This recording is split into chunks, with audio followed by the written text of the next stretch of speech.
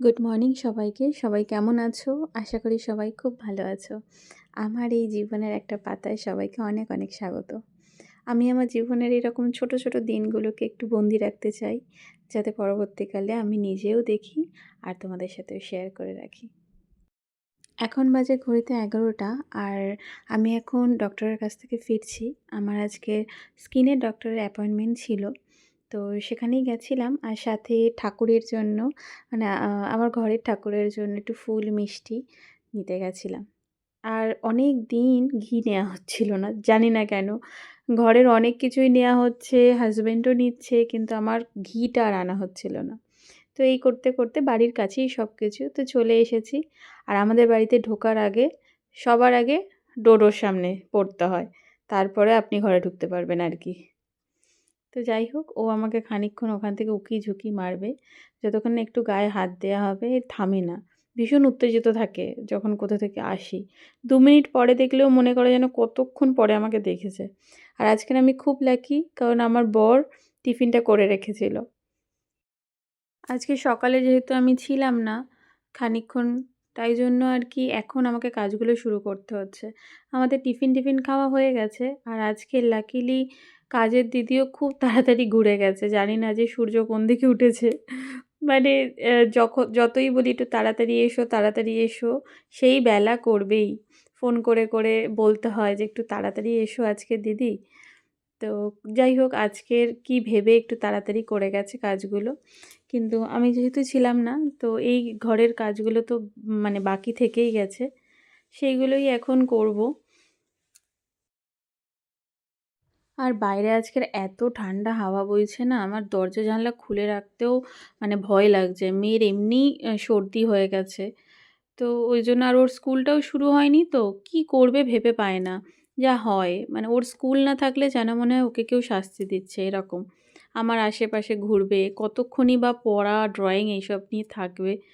মায়ের সাথে, সাথে কিছু না কিছু ওকে করতে হয়। তো ওই জন্য আর জানলাগুলো না খুলিনি। বেশ অনেকক্ষণ পরে খুলেছিলাম। এই যে দরজাটা খুলছি, তার পুরো ঠান্ডা হাওয়া বাইরে থেকে মনে হচ্ছে যেন ধাক্কা দিচ্ছে মুখের মধ্যে। এখন যেহেতু শীতকাল, খাটটা আর অন্যভাবে গোছানো যায় না। কারণ এই যে ব্ল্যাঙ্কেট, লেপ এগুলো তো থাকেই। এটা আমাদের বাঙালি বা যাই হোক সবার ঘরেই এসেনশিয়াল জিনিস। তো এটা খাটে রাখতে কোনোই লজ্জা নেই আমার। সবারই থাকে। তো সেই জন্য এইভাবেই রেখেছি। আর এরপরে আমাকে পরপর কয়েকটা কাজ করে নিতে হবে। যেমন সকালবেলা যে টিফিন করেছি আমরা, ডাইনিং টেবিলটা ওইভাবেই পড়ে আছে। ওর বাবা তো বেরিয়ে গেছে অফিসে। এবার আমি ধীরে সুস্থে সবকিছু করব। ডাইনিংটা পরিষ্কার করার পরে না কাজে হাত দিলে মানে মেন কাজ আমার কাছে রান্নাটাই মনে হয়। তো রান্নায় ঢোকার আগে আমি এগুলো টুকিটাকি কাজগুলো করে নিতে থাকি। আর একেক সময় রান্না করতে, করতেও টুকটাক কাজগুলো করে নিই। তবে যতই বলি যে রান্নাটাই মনে হয় প্রধান কাজ, কিন্তু ঘরের টুকিটাকি কাজগুলো না হলে ঘরটা কিন্তু ঘর মনে হয় না। আর আমার এই সংসার আমার মনের খুব প্রিয় একটা কোণ। তাই এই সংসারকে সাজিয়ে গুছিয়ে রাখতে, পরিপাটি করে রাখতে আমার খুব ভালো লাগে। শরীর যতক্ষণ সাথে দেয় ততক্ষণ আমি করতে থাকি। আর মাঝে, মাঝে শরীর যখন দেয় না তখন আর কিছু করার থাকে না। কিন্তু আবার পরেক্ষণে মনে হয় যে না, আবার আমাকে উঠতে হবে। এইভাবে আমি দেখতে পাচ্ছি না। তো ঠিক আমি উঠে পড়ি আর তারপরে আবার সবকিছু করতে শুরু করে দিই। আর জল এত ঠান্ডা হয়ে যাচ্ছে না যে কি বলবো! এই যে তামার পাত্রে আমি জলটা রাখি, ওটা তো আরোই ঠান্ডা হয়ে যাচ্ছে। তাই আমি ওই মিল্টনের বোতলটা একটু গরম জল মিশিয়ে রেখেছি আজকে। দেখছিলাম যে মেয়ে খায় কিনা, কিন্তু খেয়ে বলছে, "মা গরম জল?" সেই ঠান্ডা জলটাই খেলো পাশেরটার থেকে। তাই জন্য আর কি আমিই খেলাম গরম জলটা। খেয়ে কিন্তু আমার আরাম লাগলো। এই গিফটটা আমাকে আমার জন্মদিনে আমারই খুব কাছের একটা বান্ধবী বা যাই হোক স্যারের বউ, কিন্তু আমরা কোথাও গিয়ে একটা বান্ধবী হয়ে গেছি। উনি আমাকে গিফট করেছিলেন। আর এটা না এখনো ইউজ করা হয়নি। আর এই প্যাকেটের মধ্যে পড়া থাকলে তো মনে হয় না আর ইউজ করা হবে। তাই আমি একটু খুলে দেখে সামনের কাছে রাখবো, যাতে আমার যখন মনে হবে একটু ব্যবহার করব। আর দেখো, কথা বলতে, বলতে আমার ঘর ডাইনিং রুম সব কিছু গোছানো হয়ে গেছে। আর এগুলোকে আমি আমার ছোট্ট একটা জায়গা আছে যেটাতে আমি মানে শোকেস যেটাকে বলে, ছোট ওয়ারড্রবের মধ্যিখানে না একটা জায়গা করেছি। যেখানে আমি ছোটোখাটো জিনিসগুলো একটু এইভাবে গুছিয়ে রাখতে পারি। তো যেখানেই যাই টুকিটাকি জিনিস কিছু আনি। আর এখানে আমি মোটামুটি গুছিয়ে রাখার চেষ্টা করেছি। আর আমার না দেখতে খুব ভালো লাগে যখন দেখি। ওই যে পাখাটা দেখতে পাচ্ছ? যে পার্পল কালারের, ওটা লাস্ট আমার মাম্মামের হাতের কাজ ছিল। যদিও আমিই করেছিলাম। কিন্তু তবুও আরকি ওটা না ১ম স্মৃতি হিসাবে গুছিয়ে রেখে দিয়েছি ওর মধ্যে। সকালের টিফিনের পরে এখন আমি রান্নাঘরে ঢুকেছি। এবারে একটু আগোছালো হয়ে রয়েছে, ওটাকে একটু গুছিয়ে নেব। তারপরে আমি দুপুরের রান্নাটা শুরু করব। যেমন সকালের একটু চাউমিন থেকে গেছে, আর এদিক ওদিক একটু প্লাস্টিক, লঙ্কা সব এদিক ওদিক হয়ে রয়েছে। তো ওইগুলোকে একটু গুছিয়ে না নিলে না আবার দুপুরে রান্না করতে শুরু করব, কাটাকুটি করব। ওখানে সব কিছু না কেমন ওলটপালট হয়ে যাবে। আর জানলাটা দেখো আজ আমি কত বেলায় খুললাম। কারণ কোনো রোদই নেই, শুধু হাওয়া আসছে। তবু একটু খুলে রাখলাম। নয়তো সাফোকেটেড লাগবে তাই জন্য আরকি।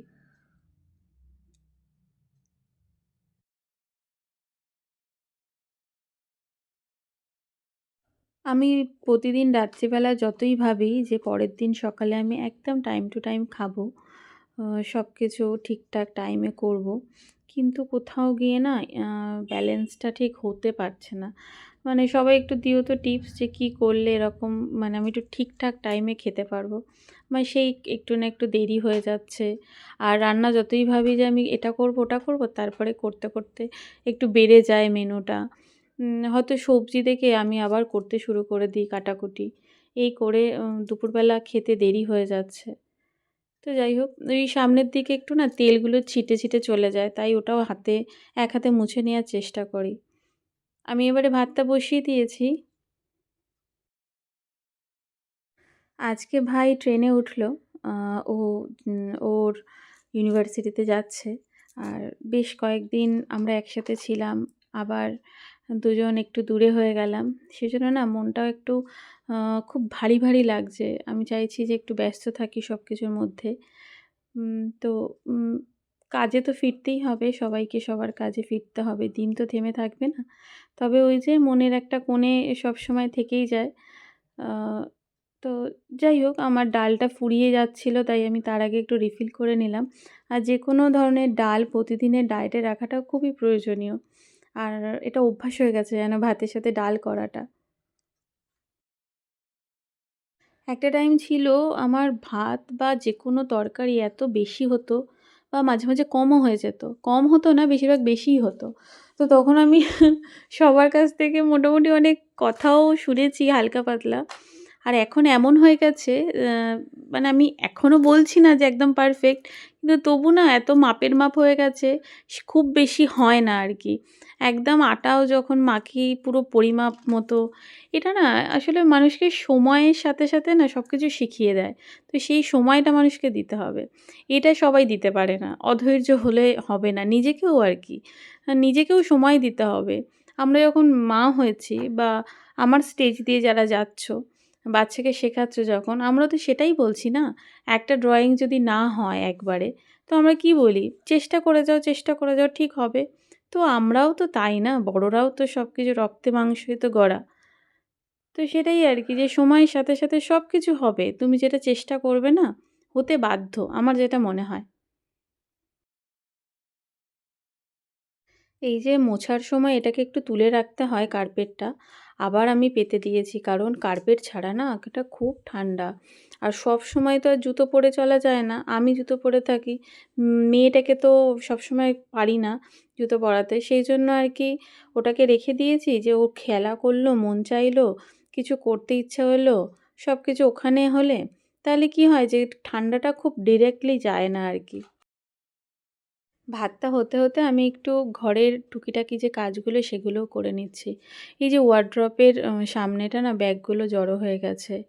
তারপরে এই যে এইটা না আমার ভাই আমাকে গিফট করেছে। আমরা এখানে পাশে বাণীপুর মেলায় গেছিলাম। তো তখন ওটা আমি খুব যত্ন করে রেখে দিচ্ছি। আর এই যে ড্রেসিং টেবিলের সামনে টুকিটাকি সবসময় কিছু না কিছু জড়ো হতে থাকে। আর ওটা যদি দিনে একবার করে না সরাই, তো ওইভাবেই যে জমা হতে থাকবে, ওটা আর ঠিক হবে না। তাই জন্য আর কি যখনই সময় পাই ওখানটা না একটু পরিষ্কার করে দিই। আর নিচে আমি একটা ড্রয়ার রেখেছি না, ওতে কিন্তু আমার অনেক জিনিস ধরে যায়। এই যে এবার এই ব্যাগগুলো ওখান থেকে সরাবো। আর ওখানে একটা ওষুধ আছে যেটা আমার ডেইলি লাগে। তো ওই ফার্স্ট ড্রয়ারটায় আমি রেখে দিই আর কি। তাহলে আমার সুবিধা হয় রাত্রিবেলা খেতে।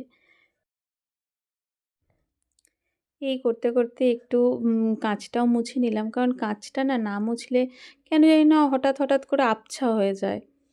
তো ওই সামনের দিকটাও একটু, সামনের বারান্দাটায়, সোফাটায় এত ডোডোর লোম থাকে, না ঝাড়লে যায় না। ডোডো খুব কম এখন ওঠে সোফায়, তবু ডোডোর লোম আমার চারিদিকে থাকে। তাই এটাও একটু গুছিয়ে নিই, নয়তো এখানে যা করে, এটা এক্ষুনি গুছিয়ে গেলাম তো, তারপরে ওকে যখন আমি আবার ছাড়বো সব মানে ওলটপালট করে দেয়। প্রতিদিনের এই এক যন্ত্রণা। যতই কাজ করো সব কিন্তু কাজের শেষ হয় না। প্রতিদিনেরটা আবার প্রতিদিন করতে হয়। বাইরেটা দেখো এখনও রোদ ওঠেনি। আর আমার এই যে ছোট্ট কটা গাছ প্রতিদিন দেখি, তাই আমার ভালো লাগে।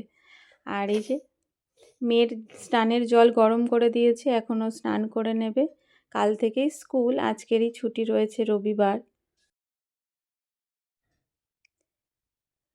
এরপরে আমি একসাথে সব কিছু কাটাকুটি ভাজা শুরু করে দিয়েছি। আজকে করব পার্শে মাছের ঝাল, একটু হালকা করেই করব। আর ভাত তো হয়ে গেছে। তারপরে উচ্ছেটা কেটেছি। প্রথমে ভাবছিলাম যে উচ্ছেটা ভাজবো আর ডালটা আলাদা করব। কি মনে হলো পরে আমি ওই ডাল আর উচ্ছেটা একসাথেই করে দিয়েছি। মানে যেটাকে বলে উচ্ছে ডাল। জেনারেলি এটা গরমকালে করি। কেন জানি না আজকে মনে হলো যে করে নিই। কারণ সময়টা একটু মানে দেরি হয়ে যাচ্ছিল তো, ওইজন্য আলাদা, আলাদা করে করতেও সময় লাগতো। তাই আমি দুটো একসাথেই করে দিয়েছি। দুটোই যাবে পেটে। আর সত্যি কথা বলতে রান্নার সব বেশিরভাগ জিনিস না আমার বিয়ের পরেই শেখা। মানে কিছুটা নিজে নিজেও শেখা, কিছুটা বাড়ির লোকের খাবারের যে রুচি সেই অনুযায়ী শেখা। যেমন এই যে উচ্ছের ভিতরের অংশটা আমরা খাই না, ওর বাবাই পছন্দ করে না। তাই জন্য আমি ভিতরটা কেটে বাদ দিয়ে কাটি। তো এইভাবেই আর কি হয়ে যায়। যেমন পটলেরও তাই করি। বেশিরভাগ রান্নার এইসব জিনিসপত্র আমি বিয়ের পরেই করেছি আর বিয়ের পরেই নিজে নিজে শেখা। আর এইভাবেই করতে, করতে মোটামুটি চলে যাচ্ছে। নিত্যদিন তো একটু, একটু নতুন, নতুন কিছু করার চেষ্টাই করেই থাকি। কাটতে, কাটতে সাইডের নোংরাগুলোও হাতে, হাতে ফেলে দিলাম।